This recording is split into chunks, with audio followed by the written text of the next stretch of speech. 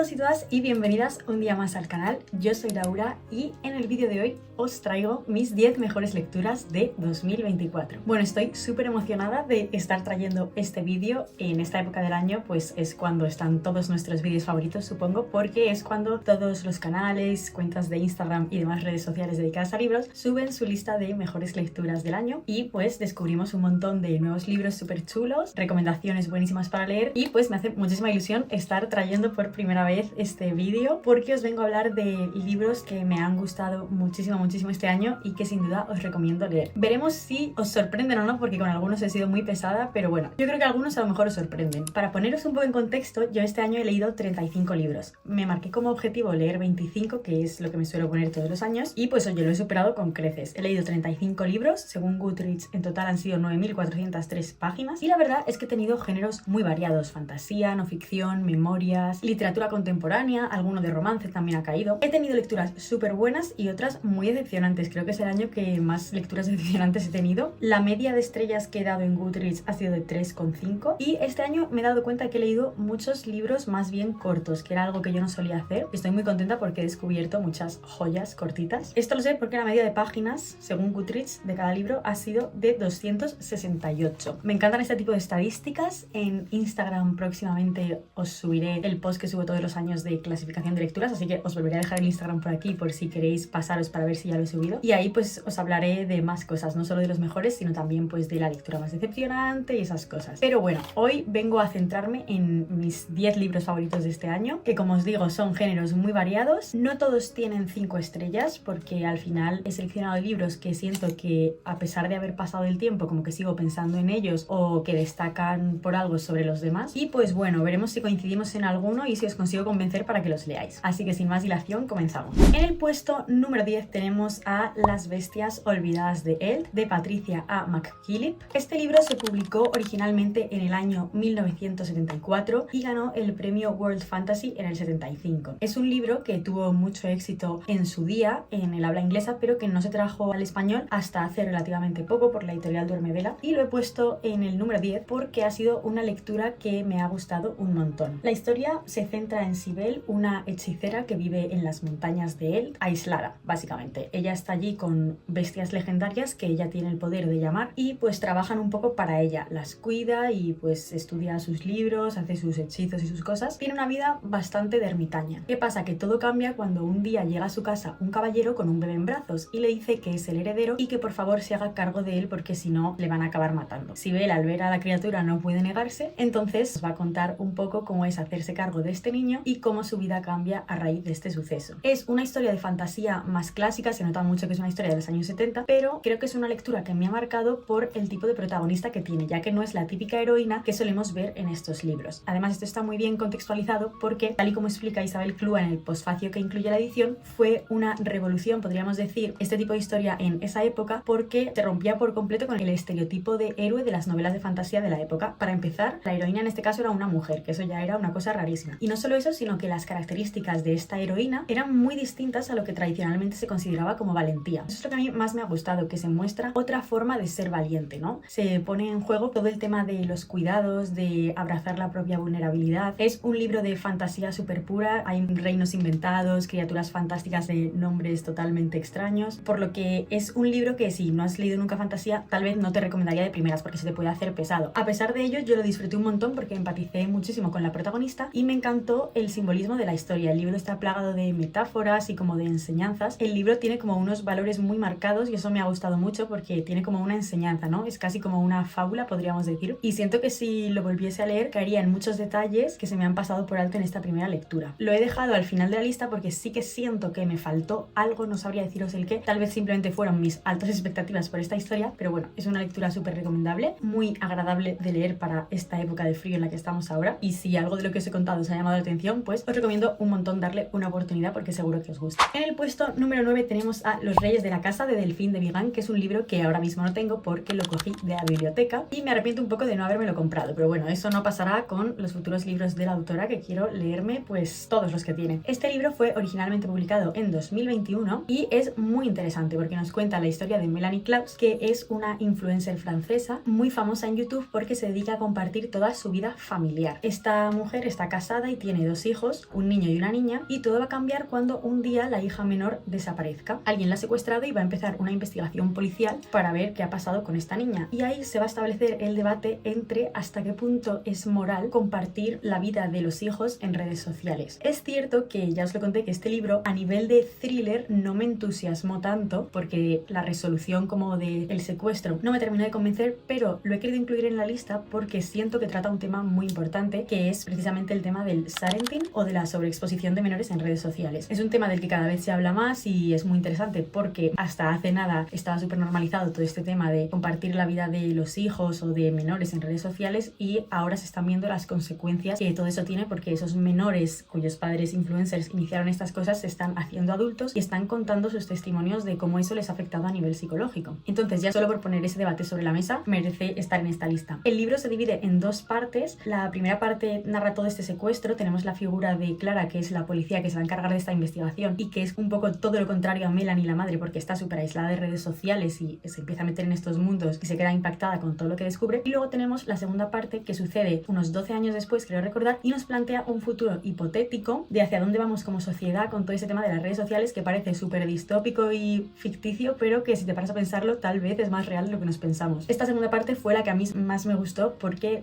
tiene unas reflexiones súper interesantes y tiene un final que da bastante para pensar. Me gustó mucho las reflexiones que hace sobre el tema de la intimidad y dónde están sus límites con las redes sociales, hasta qué punto compartimos cosas en redes sociales, para qué lo hacemos, cómo todo eso afecta, pero cómo también hacer lo contrario, que es aislarse por completo de redes sociales, puede ser también problemático porque al final te quedas como aislado de la sociedad, ¿no? Yo creo que se podría haber profundizado más en ello, pero bueno, al final no deja de ser una novela de ficción, pero me parece muy interesante porque esto puede hacer que personas que no habían pensado sobre estos temas reflexionen sobre ello y empiecen a investigar más y se planteen un poco el uso que están haciendo de redes sociales, o incluso pues todo el tema lo que os digo, ¿no? De los menores. El libro se puede leer en una tarde fácilmente porque no utiliza como recursos súper complejos, ella va directa al grano, pero a la vez como que tiene una profundidad muy interesante. Entonces, bueno, yo me quedo con muchas más ganas de seguir leyendo a esta autora porque habla de temas que a mí me interesan muchísimo. En el puesto número 8 tenemos a Anhelo de Raíces, de May Sarton. Fue publicado en el año 1968 y son unas memorias. Básicamente, May Sarton lo que hace en este librito es contarnos cómo se compró una casa del siglo XVIII en un pueblito de Nuevo Hampshire y abarca 10 años de su vida allí y nos cuenta pues cómo reformó la casa, cómo fue conocer a los vecinos, vivir allí sola, crear su jardín, su proceso de escritura, porque ella escribía tanto poesía como novelas como no ficción. Lo he querido incluir en la lista porque fue un libro que me sorprendió mucho, ya que está plagado de reflexiones súper bonitas y agradables y me dejó con muchas más ganas de seguir leyendo a la autora. Es un libro muy pausado e introspectivo, bastante intimista en ese sentido, o sea que no os esperéis nada como súper espectacular, es como una lectura para leer en un momento de tranquilidad, con la calma, que a lo mejor no te engancha, pero que cuando te pones a leerla pues te gusta. Además, los capítulos no son excesivamente largos y te puedes ir leyendo pues por ejemplo uno al día y como quedarte pensando en las cosas que te ha enseñado. Me gustó mucho las metáforas que hace la autora, sobre todo en cuanto a la jardinería como metáfora de la vida. Creo que es muy bonito. Además, este libro lo escribió creo que cuando ya tenía unos 70 años y resulta muy interesante ver su visión de la vida. Es cierto que a lo mejor no me entusiasmó tantísimo como pensaba al principio porque pues iba con una idea que a lo mejor no era exactamente lo que era el libro. Entonces por eso os digo que no os esperéis como algo súper impactante y demás, porque la palabra para definir al libro es pues eso, tranquilidad y pausa. Así que como siempre, ojo con las expectativas. Tiene pasajes y frases muy bonitas, sinceramente me arrepiento de no haberlo subrayado. Y bueno, creo que si os gusta la vida rural, lo campestre, el campo, la naturaleza, es un libro que podéis disfrutar mucho porque está plagado de esos temas. En el puesto número 7 tenemos a Todo final es un comienzo, de Dolly Alderton, un libro que leí en verano del que no esperaba nada y que fue una sorpresa total. El libro fue publicado en 2023 y nos cuenta la vida de Andy, un hombre de 35 años cuya novia le acaba de dejar de manera súper inesperada y él pues se obsesiona con saber por qué le ha dejado. Andy es un humorista bastante fracasado, entonces esto ya es como la gota que colma el vaso en su vida y pues empieza a caer en un bucle de autodestrucción terrible porque, como os digo, se obsesiona con descubrir por qué Jen le dejó. Como os digo, es un libro del que inicialmente no me esperaba gran cosa, pero a medida que iba leyendo me iba gustando más y, jolín, es que siento que tiene algo que te hace empatizar muy bien con el protagonista. Me pareció muy curioso que precisamente fuese un hombre el protagonista, porque siento que en este tipo de historias suelen ser chicas o mujeres, y me gustó ver como el punto de vista masculino. Creo que la voz está muy bien hecha, el monólogo interno que tiene, además el que sea un humorista le da un toque de humor muy divertido con el que puedes conectar muy fácilmente. Y pues bueno, Andy es un personaje que a ratos te da ternura, a ratos le odias, a ratos te da cringe, pero le acabas cogiendo aprecio, ¿no? Aunque no te caiga bien del todo, pues acabas entendiendo un poco cómo es. La historia no es muy compleja, es bastante sencilla, pero siento que es muy actual y que la autora cuenta con muchísima honestidad todos los pensamientos y sentimientos tan confusos que tiene Andy atravesando esta ruptura. De hecho, creo que es un muy buen libro si estás pasando por una ruptura, porque de verdad que cuenta cosas como totalmente sin filtro. Por eso creo que la voz interna está tan bien conseguida. Creo que es un libro que tiene el equilibrio perfecto entre el humor, la emoción y la vergüenza ajena, porque de verdad que Andy hace unas cosas que dices, Dios mío, Andy, por favor. Además se narra todo modo diario, lo cual lo hace bastante ameno, y lo que más me gustó fue el giro final y que te hace ver como toda la historia de forma completamente distinta. O sea, es que es un libro como muy de humor y como lectura ligera, pero en realidad se hablan de temas muy profundos a pesar de su sencillez. Entonces esa parte final contribuye aún más a esto y te deja como un sabor de boca muy bueno, ¿no? De haber leído un libro pues muy guay. Yo no he leído más libros de Dolly Alderton, sé que los otros que tiene son más de no ficción, pero al menos a mí en novela me ha gustado muchísimo y no descarto leerme otros libros suyos. En el puesto número 6 tenemos a mi primera lectura del año, Una habitación propia de Virginia Woolf, que fue publicado originalmente en el año 1929 y recoge las reflexiones que hizo para un ciclo de conferencias que se celebró en la Universidad de Cambridge, donde la temática era las mujeres y la literatura. Ya os he hablado un montonazo de este libro, pero bueno, que esto sirva para que si no lo habéis leído pues os atreváis a darle una oportunidad. Es un libro donde se reivindica el papel de las mujeres en la cultura, que en esa época había sido algo reservado siempre al género masculino. El libro se llama Una habitación propia porque la idea que quiere transmitir la autora es que al final, para que las mujeres puedan ser partícipes de esta cultura, lo que necesitan es una habitación propia en el sentido de poder tener una independencia personal y económica que las permita dedicar su tiempo a este tipo de actividades. Me ha parecido un ensayito bastante atemporal, me sorprendió ver pues el humor que introduce Virginia Woolf en el libro porque no me lo esperaba. Es verdad que al principio puede costar un poquito entrar porque se estructura un poco como un flujo de pensamientos, ¿vale? La autora lo va narrando como con ideas que se le van apareciendo en la cabeza, entonces como que a veces te descoloca un poco porque dices, a ver, ¿por qué me está contando esto? No entiendo por qué ha saltado de ese tema a otro, deja a lo mejor frases o partes inacabadas, pero a medida que vas avanzando vas viendo que todo empieza a tener sentido y que las cosas que te estaba contando al principio y que a lo mejor te pensabas tú que no venían a cuento, en realidad tenían todo que ver con la idea que quiere transmitir. Entonces en ese sentido me parece que está súper bien construido y te hace ver pues lo inteligente que era esta mujer. Además contiene un montón de reflexiones y de citas que yo había visto muchas veces pues por ahí y que no sabía que salían de esta obra, lo cual me gustó un montón. Y pues oye, me parece un buen acercamiento a la autora para ver un poco sus ideas, que son ideas que luego transmitirá en sus novelas, y creo además que puede ser un muy buen libro para hacer una relectura porque, bueno, como os digo, fue el primer libro que leí en el año, siento que ya se me han olvidado un montón de cosas y que si lo releyese ahora pues me daría de nuevo como para reflexionar y fijarme en cosas que a lo mejor se me pasaron por ahí. Vamos llegando ya a la mitad y en el puesto número 5 tenemos a Balada de pájaros, cantores y serpientes de Susan Collins, un libro que me costó ponerme a leer, pero que, madre mía, cuando lo hice me encantó. Supongo que todos conocéis la historia de los Juegos del Hambre, pero en este libro, que es una precuela, se nos cuenta la historia de Coriolanus Snow, que como sabemos en la trilogía principal va a ser el villano. En este caso nos encontramos con un Snow joven que vive en el Capitolio. Él viene de un linaje súper exitoso, pero que tras la guerra está un poco de capa caída. Entonces Coriolanus va a tener la oportunidad de ser mentor de un tributo de los Juegos del Hambre, la oportunidad perfecta para conseguir entrar en la universidad. Él se monta su película divina de cómo va a ser todo éxito y un camino de rosas, pero la vida se le viene encima cuando se le asigna la tributo del distrito 12, Lucy Gray Baird, una chica pues que tiene poquísima pinta de sobrevivir en los Juegos del Hambre. El libro nos lo cuenta Snow en primera persona y es muy interesante porque nos adentramos en la psicología del personaje y llegamos a comprender luego al Snow adulto. Eso es lo que más me ha gustado. Es un libro que mantiene la esencia de los Juegos del Hambre, pero sí que tiene sus diferencias. No hay tanta acción, es más introspectivo, entonces yo entiendo las reseñas que he visto de gente que dice que se le hizo aburrido y demás. A mí es que eso me encanta, el ver las reflexiones que él tiene, lo que piensa versus lo que hace, ¿no? Me parece muy interesante. El libro además está dividido en 3 partes, quiero recordar, y realmente la de los Juegos del Hambre ocupa pues la parte de la mitad. Entonces vemos como diferentes escenarios libros y conocemos cómo era el Capitolio antes de la época de Katniss y cómo se construyeron los Juegos del Hambre, porque al final aquí estaban en construcción. Yo os tengo que decir que vi la película antes de leer el libro, entonces pensé que el libro no me iba a gustar. Y sí que es verdad que cuando lo empecé me estaba costando un poco porque estaba siendo prácticamente igual que lo que había visto en la peli, o sea que en ese sentido está muy bien adaptada. Pero es verdad que a partir del momento de los Juegos del Hambre cambia bastante la trama, o sea, se mantiene la esencia en la peli, pero como que en el libro me gustó mucho más y al final me pareció increíble, o sea...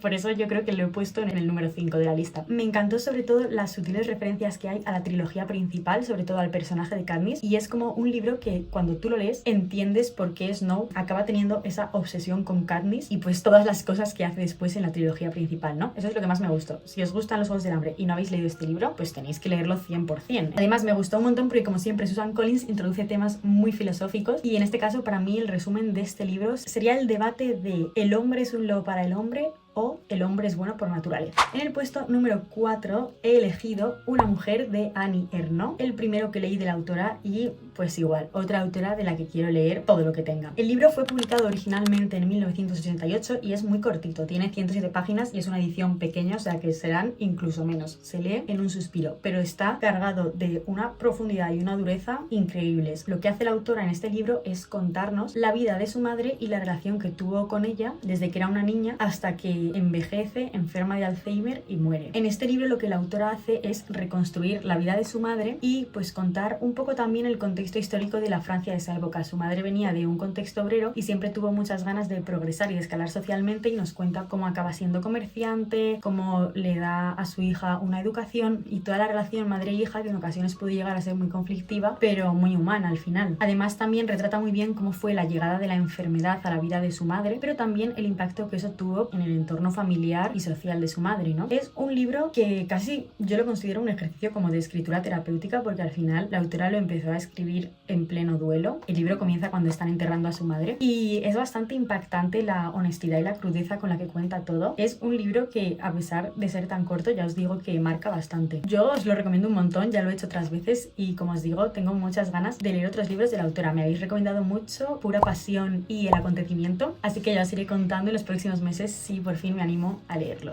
Y bueno, llegamos por fin al top 3. ¿Cuáles han sido mis 3 mejores lecturas del año? Las he tenido súper claras, ¿qué os puedo decir? Me decís si os sorprenden o no, porque yo creo que he sido muy pesada, pero bueno. En el puesto número 3 tenemos a Delirio de Laura Restrepo. ¿Qué deciros de este libro? Es que me encantó. Es un libro publicado en 2004 y que ganó el premio Alfaguara de novela, que últimamente, casualmente, estoy viendo más, pero que yo hasta que lo compré en 2022 nunca lo había visto y no entiendo por qué, porque es que es increíble. Laura Restrepo es una autora colombiana y eso se nota un montón en la historia porque hay mucho contexto histórico de Colombia, la ambientación, la época en la que se narra, las cosas que suceden son muy colombianas. ¿De qué va Delirio? Pues bien, Aguilar es un hombre que se va de viaje de negocios durante 3 días y cuando regresa a casa descubre que su mujer ha enloquecido. Él no entiende qué ha pasado y va a comenzar a investigar en la vida de su mujer para entender qué ha podido pasar en esos 3 días de ausencia. Puede parecer una premisa bastante sencilla, pero aquí la complejidad reside en la forma. ¿Por qué? Porque tenemos 4 puntos de vista en esta historia. El punto de vista de Aguilar en el presente, el punto de vista de Agustina, que es la mujer de Aguilar, que sucede en el pasado. Entonces vamos a ver cómo fue Agustina de niña, cómo era con su familia. Tenemos el punto de vista de Midas McAllister, que es un amigo de Agustina y que nos va a servir también para ver un poco como los entresijos más oscuros de la sociedad colombiana de la época. Y tenemos el punto de vista de los abuelos de Agustina cuando eran jóvenes y Agustina ni siquiera había nacido. Entonces eso nos va a servir también para ver un poco cómo era la familia de la que viene esta chica. No solo están estos 4 puntos de vista, sino que el libro en realidad no tiene separaciones de capítulos, es todo seguido, tampoco por tanto tiene separaciones de los puntos de vista y dentro del mismo punto de vista se alternan la primera, la segunda y la tercera persona. Vamos, como veis, lo tiene todo. Esto hace que al principio pueda costar entrar en la historia porque hasta que te ubicas y entiendes quién está hablando y quién está contando las cosas, pues cuesta un poco, pero merece la pena el esfuerzo y el compromiso porque la historia es muy muy buena, de verdad. Al final, yo creo que esta estructura tan arriesgada funciona totalmente porque la autora te mete en el delirio de Agustina y leer el libro es como entrar literalmente en su mente y pues eso, dejarte arrastrar por su delirio. Las partes que más me gustaron fueron las narradas por Agustina porque tiene una forma de hablar, unos simbolismos de cómo interpreta las cosas y demás muy características. Además, pues eso es el punto de vista de cuando ella era niña y luego ya adolescente, pero también me encantaron las partes de Midas McAllister porque tiene una voz súper característica y las cosas que cuenta son súper interesantes y ves como poco a poco va cobrando todo sentido sentido y no sé, me encantó ese personaje. Es que solo por ese personaje merece la pena leer el libro, la verdad. A mí me enganchó muchísimo y me lo leí casi de una sentada porque yo quería entender qué estaba pasando y qué había pasado durante esos 3 días, pero en realidad podríamos decir que el tema más en sí son los traumas intergeneracionales, los pactos de silencio en las familias, historias de maltrato y las consecuencias que ello tiene a largo plazo. Entonces, a mí que estos temas me encantan, pues cuando vi que estaba en este libro me encantó. Al final es un libro que también reflexiona mucho sobre el concepto de locura, ¿no? ¿Qué entendemos exactamente por locura? ¿Por qué las personas se vuelven locas? El final además me pareció muy bonito inesperadamente. He visto que hay gente a la que no le ha gustado, a mí sinceramente me encantó y pues es un libro que os recomiendo un montón si queréis probar un experimento narrativo, podemos decir, porque ya os digo que seguramente no hayáis leído nunca nada así. También si os gusta la literatura latinoamericana, le veo muchas similitudes con Gabriel García Márquez. No sé si me estoy dejando simplemente influir por el tema de que ambos sean colombianos, pero bueno, si os gusta la literatura latinoamericana, es un libro que es que estoy segura de que os va a gustar. En el puesto número 2 tenemos una de mis últimas lecturas del año y por lo tanto una de la cual aún no se ha hablado en el canal, pero que, Dios mío, tampoco entiendo por qué no es más conocida. Se trata de El agua del lago nunca es dulce, de Julia Caminito. Este libro fue publicado originalmente en el 2021, a España llegó en 2022 por la editorial Sexto Piso y fue toda una revolución en Italia. Ha ganado varios premios y siento que en España como que ha pasado un poco desapercibido y no entiendo por qué. El libro nos cuenta la historia de una chica que crece en un barrio marginal de Roma. No os digo el nombre de la chica porque lo narra ella en primera persona y su nombre no se descubre hasta bien avanzada la novela. Y en este sentido os recomiendo no leer la sinopsis porque os dice su nombre y creo que le resta impacto emocional al momento en el que descubres cómo se llama. Entonces, bueno, no hagáis como yo y no leáis la sinopsis, ¿vale? Esta chica vive en un entorno bastante precario, su madre se llama Antonia y es una mujer súper luchadora, de clase obrera, pero que lucha por sacar a su familia adelante porque su marido, el padre de la chica, tuvo un accidente en la obra y se quedó en silla de ruedas, entonces ella se ha quedado al final a cargo de su hija, su hijo mayor que se llama Mariano y que está teniendo una adolescencia un poco rebelde, y los 2 hijos pequeños que son los gemelos. Como os digo, el libro está narrado en primera persona y la voz está súper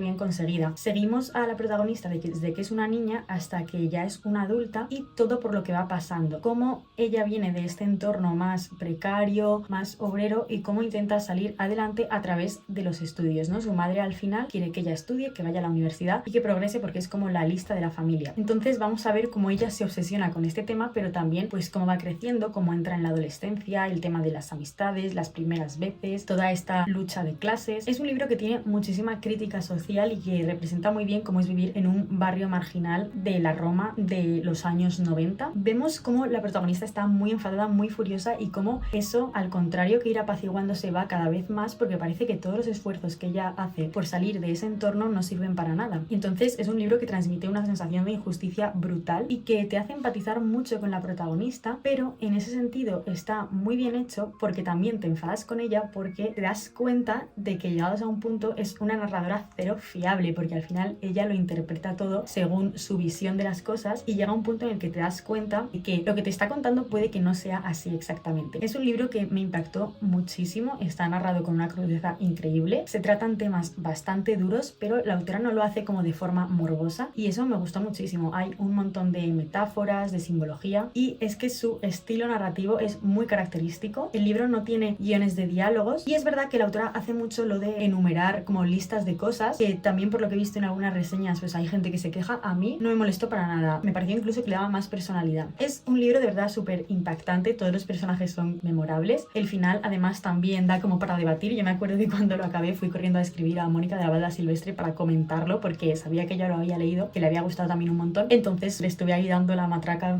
comentando el libro y demás porque es que es un libro que da para pensar un montón, para reflexionar, debatir. En ese sentido creo que es muy buena opción para un club de lectura. Así que bueno, me da un poco de pena que no sea más conocido, pero bueno, espero que os haya convencido para leerlo si aún no lo habéis hecho. Y yo me quedo con muchas ganas de leer más libros de Julia Caminito, que desgraciadamente en español no tenemos más, pero bueno, espero que en el futuro los traduzcan porque es una autora que me ha parecido un gran descubrimiento. Y llegamos por fin al top 1, que no podía ser para otro libro más que para El color púrpura de Alice Walker. También fue uno de los primeros libros que leí este año, pero es que no me he olvidado de él en todo el año porque me gustó un montón y yo cuando lo empecé a leer no me lo esperaba sinceramente. Este libro fue originalmente publicado en 1982 y ha ganado multitud de premios, entre ellos el premio Pulitzer, que de hecho la autora Alice Walker fue la primera mujer negra en ganar un premio Pulitzer. ¿Y de qué va esta novela? Pues ya os he hablado de él en muchas ocasiones, pero bueno, se trata de una novela episódica epistolar donde la protagonista es Sally, una niña que empieza el libro con 14 años, creo recordar, y ella lo que hace es escribir cartas a Dios contando un poco cómo es su día a día, las cosas que le pasan con su familia. Al final lo que hace es retratar como el ambiente de los Estados Unidos de principios del siglo XX y pues de todas las dificultades que había, en este caso siendo una mujer negra, pobre, y lo hace todo de una forma súper característica porque al final la voz de Sally está muy bien construida y tú te crees por completo que es una persona real. Sally lo que hace es escribir cartas a Dios pues contando todas estas cosas porque al final ella se refugia mucho en la religión y en la espiritualidad, ya que le suceden cosas bastante horribles y vamos a ir viendo cómo va creciendo y cómo va afrontando todas estas situaciones. En ese sentido es un libro muy duro porque trata temas bastante feos como el maltrato y demás que no voy a decir porque me censuraría en el vídeo, pero bueno, os podéis imaginar. Pero tú ves cómo ella siempre sale adelante y en ese sentido es muy bonito porque es una historia como de resiliencia, ¿no? De cómo al final, a pesar de todas las cosas que le pasan y de que tiene momentos de pensar como que no puede más y que no va a salir adelante, ella se acaba reponiendo, acaba encontrando a personas con las que conecta, que le ayudan a ver la vida de otra forma y al final se descubre a sí misma y su valor de una forma que nunca antes había visto. Es un libro de verdad súper cortito pero que merece muchísimo la pena, así que yo os animo un montón a darle una oportunidad porque es un libro que yo creo que hay que leer al menos una vez en la vida porque es de los que te marcan y se quedan contigo para siempre. Y pues bueno, esos serían los 10